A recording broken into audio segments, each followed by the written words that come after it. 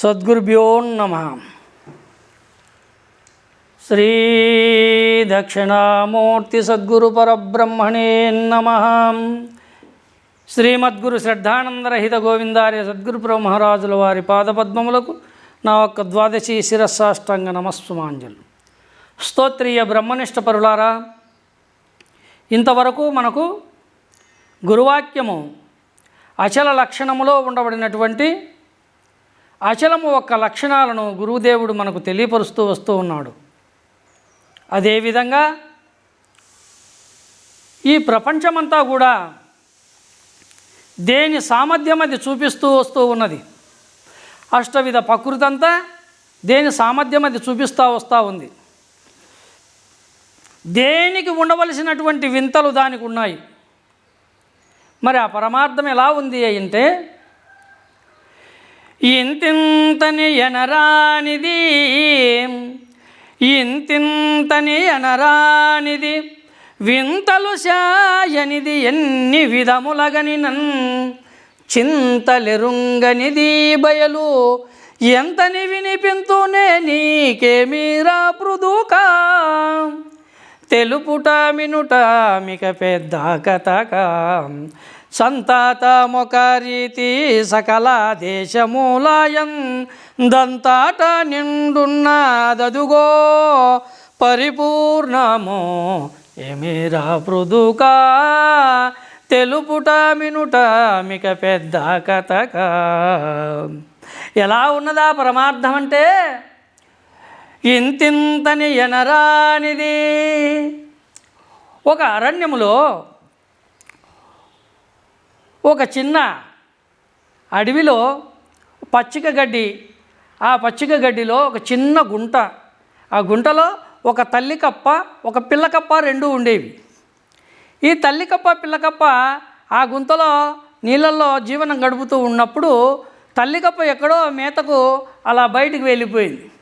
ఆ సందర్భంలో అక్కడి నుంచి అడవిలో ఆ పచ్చిక మేయడానికి కొన్ని ఎద్దులు ఆవులు వచ్చినాయి.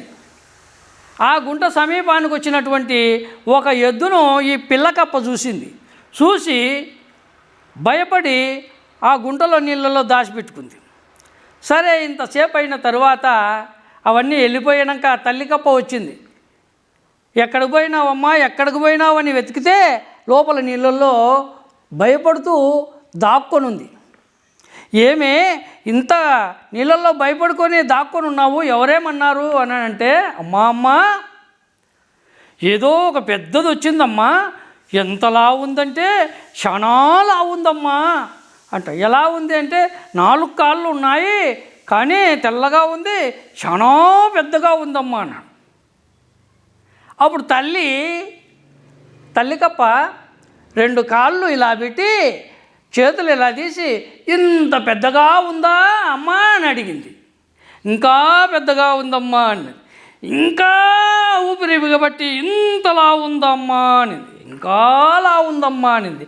ఇంకా ఊపిరి పట్టి ఇంత ఉందా అనింది. ఇంకా ఎక్కువ ఉంది అనింది. ఇంకా ఇంత ఉందా అనింది. చూడండి, ఇక్కడ ఇంతింతని ఎనరానిది. ఈ తల్లికప్ప ఎంత ఊపిరి బిగబట్టుకొని ఉబ్బితే మాత్రం ఎద్దంత కనిపిస్తుందా పిల్లకప్పకు? పిల్లకప్ప ఎద్దును చూసింది, అది ఎంత లావు ఎంత బలిష్టంగా ఉంది.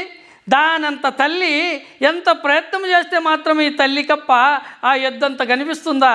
ఎంత ఉబికినా కూడా ఇంకా అలా ఉంది, ఇంకా ఇంకా అంటావునే ఉంది. కానీ పిల్లకప్ప ఊపిరి బిగబట్టి తల్లికప్ప పొట్ట పగిలి చచ్చిపోయేదే తప్ప దానంత ఎప్పటికీ కనిపించదు. అందుకే ఆ పరమార్థం ఎలాగ ఉన్నది? ఈ అష్టవిధ ప్రకృతి అంతా మితములో ఉన్నది. 40 కోట్ల యోజనములు ఆకాశము, 30 కోట్ల యోజనములు వాయువు, 20 కోట్ల యోజనములు అగ్ని, 10 కోట్ల యోజనములు జలము, 1 కోటి యోజనములు భూమి. ఈ విధంగా అన్నీ మితము కలిగి ఇంతింత మాత్రమే ఉన్నాయి. కానీ అఖండచల పరిపూర్ణమైన పరమార్థము ఇంతింతని ఎనరానిది, మితము లేనటువంటిది, వింత అని నిర్ణయం చేసేదానికే లేదు. అందుకే అస్తిన్నాస్తి నిర్ణయో నాస్తి సర్వదా.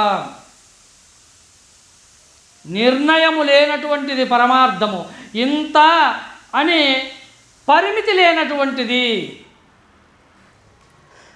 కనుక ఇంతని పరిమితము లేనటువంటిది పరమార్థము. అందుకే వింతింతని ఎనరానిది వింతలు శాయనిది ఎన్ని విధములగని, ఎన్ని విధాలుగా విచారించి ప్రయత్నము చేసి చూసినా కూడా ఆ పరమార్థములో ఏ వింతలు గనరావు. ఏ వింతలు? ఈ ప్రపంచమంతా అనేక వింతలతో కూడుకుని ఉండబడినటువంటిది.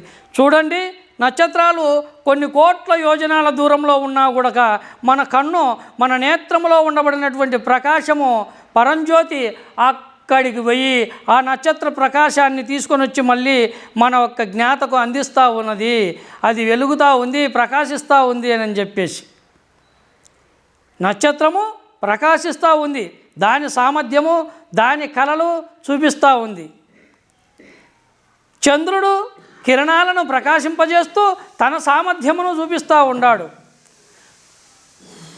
సూర్యుడు తన యొక్క కిరణములను ప్రసారింపజేసి తన సామర్థ్యమును చూపిస్తూ ఉన్నాడు.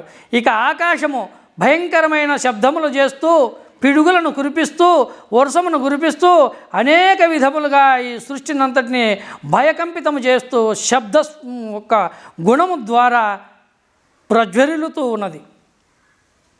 ఆ విధమైన ధ్వని చేస్తూ ఆకాశము, వాయువు అనేక విధములుగా వీస్తూ చెట్లను, పెద్ద పెద్ద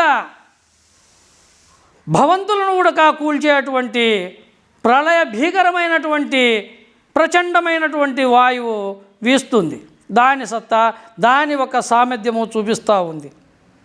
అగ్ని సమస్తమైనటువంటి దాన్ని కూడా దహించి, ఇది పచ్చికట్ట వచ్చికట్ట, ఇది గడ్డి గాదమనే తేడా లేకుండా సర్వాన్ని కూడా దహించి పారవేస్తుంది. దాని సామర్థ్యం అది చూపిస్తూ ఉంది. ఇక వర్షము, జలము, అనంతమైనటువంటి సునాములు వచ్చి డాములు తెగిపోయి అనేకమైనటువంటి ప్రళయాలు సంభవించి అనంత జీవరాశినంతా కూడా నాశనం చేసే శక్తి, దాని యొక్క ప్రభావం, దాని సామర్థ్యం అది చూపిస్తూ ఉంది. పృథివీ భయంకరమైనటువంటి భూకంపముల చేత, ధ్వని చేత, శబ్ద స్పర్శ రూప రసగంధ తన్మాత్ర గుణముల చేత భూమి కంపించిపోయి అనంత జీవరాశిని భయభ్రాంతులను చేస్తూ ఉంది. ఈ విధంగా ఇక మానవులు చూస్తే జీవరాశులు దేని సామర్థ్యత దానికే ఉన్నది. పిపీలకాది బ్రహ్మ పర్యంతము, చీమ నుండి ఏనుగు వరకు కూడా దేని సామర్థ్యం అది చూపిస్తూ ఉంది. చీమల పుట్ట మీదకు పోయి తెలియక కాలు పెట్టి నిలబడితే ఆ చీమ కొరుకుతూ ఉంది చిటికినేలను. ఒరే మూర్ఖుడా, నా పుట్ట ఇక్కడుంది, నా మీద కాలు పెట్టినావు, చచ్చిపోతాం రా మేము, పక్కకు తీయని అది చిన్న పండ్లతో కొరుకుతూ ఉందన్నమాట. దాని సామర్థ్యం చూపిస్తూ ఉంది. ఏనుగు నాకంటే బలమైనది లేదని పెద్ద పెద్ద కొమ్మలు ఇంచి పెద్ద చెట్లను కూల్చేసి అది తన బలాన్ని చూపిస్తుంది. అదేవిధంగా అనంతకోటి జీవరాశి అంతా కూడా నేను నేను నేను నేను అనేటువంటి అహం పదార్థము చేత ప్రకాశిస్తూ తన యొక్క సామర్థ్యాలను చూపిస్తూ ఉన్నాయి. అందుకే అన్ని వింత చేష్టలే ఉన్నాయి ఈ సృష్టిలో అంతా కూడా, కానీ పరమార్థమునకు ఏ వింతలు లేవు.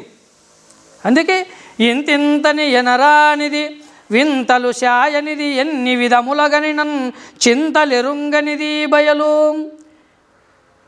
అందరూ చింతపడ్డారు, చింతాక్రాంతులైనారు. బ్రహ్మ మొదలు విష్ణువు, ఈశ్వరుడు, రాముడు, కృష్ణుడు, అదిగాగల అవతారమూర్తులందరూ చింతాక్రాంతులైపోయినారు.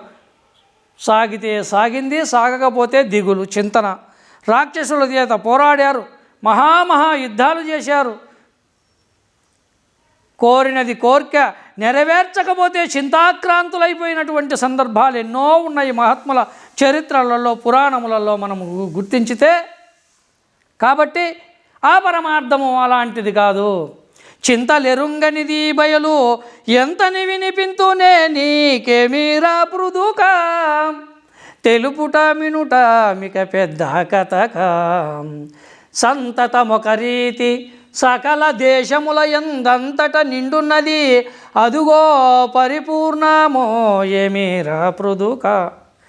సంతతము ఒక రీతి, ఎప్పటికీ ఒకేలాగా మార్పు చెందక, ఒకేలాగా మార్పు చెందక, సంతతం ఒక రీతి సకల దేశముల యందు, ఈ ఊర్లోనే కాదు, ఈ దేశంలోనే కాదు, యావత్ ప్రపంచమంతా ఎక్కడ పోయినా కూడా ఒకేలాగా ఉన్నదే పరమార్థము. మార్పు చెందక నశించక శాశ్వతమై సత్యమై ఉన్నదే, తనకు తాను స్వతసిద్ధమైనదే, అఖండాచల పరిపూర్ణమని గురువాక్యము మనకు తెలియజేస్తూ, ఈ పరమార్థమును గురించి రాబోయేటువంటి వాక్యములో మనకు గురుదేవుడు ఈ యొక్క అచల లక్షణము విషయాలను ఇంకా కొన్ని తెలియపరుస్తాడని మనం తెలియజేస్తూ, సద్గురు బ్రహ్మ మహారాజుకు జై.